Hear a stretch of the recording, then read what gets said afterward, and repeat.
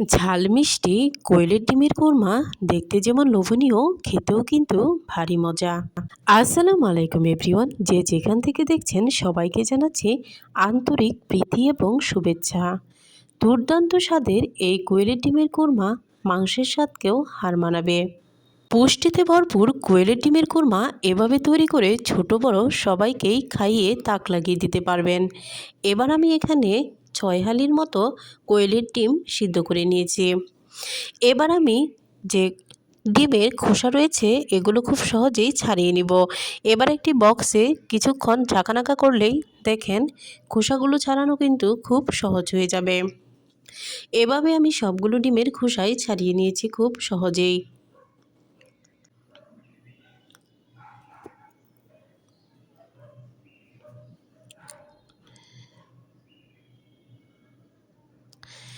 এবার একটি প্যানে তেল গরম করে দিয়ে দিব পরিমাণ মতো লবণ এবং অল্প একটু হলুদ।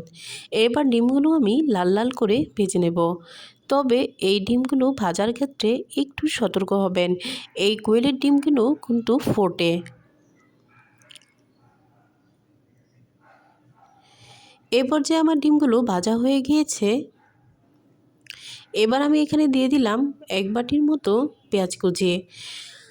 এবার পরিমাণ মতো লবণ দিয়ে পেঁয়াজগুলো লাল লাল করে ভেজে নিব। এই পর্যায়ে আমি এখানে দিয়ে দিব 1 টেবিল চামচ হলুদের গুঁড়ো, ধনিয়ার গুঁড়ো এবং 1.5 টেবিল চামচের মতো লাল মরিচের গুঁড়ো। এবার সবগুলো একত্রে কিছুক্ষণ নাড়াচাড়া করে দিয়ে দিব সামান্য একটু পানি।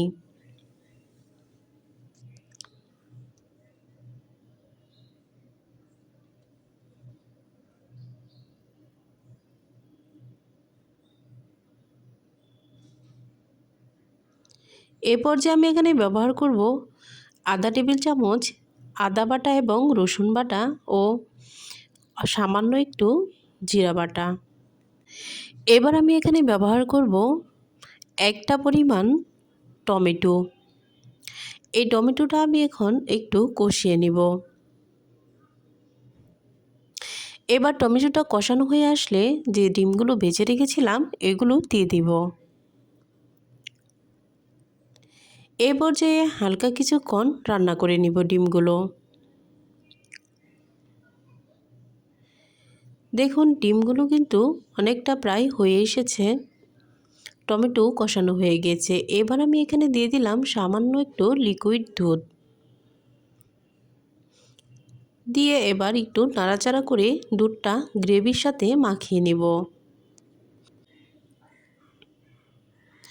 এবার আমি এখানে ব্যবহার করব সামান্য একটু চিনি। দুধ এবং চিনি দেওয়ার ফলে এই স্বাদটা কিন্তু ভিন্ন এক স্বাদে রূপান্তরিত হবে। এবার কিছুক্ষণ কুক করে নিলেই হয়ে যাবে। আমার ভিডিও যদি আপনাদের কাছে সামান্য পরিমাণও ভালো লেগে থাকে অবশ্যই কমেন্টে জানাবেন। আর যদি আমার ভিডিওতে কোনো ভুল ত্রুটি হয় তাহলেও কমেন্টে জানাবেন। আর সাবস্ক্রাইব করতে ভুলবেন না। আর এই কারিটা কিন্তু অসাধারণ মজা। আল্লাহ হাফেজ।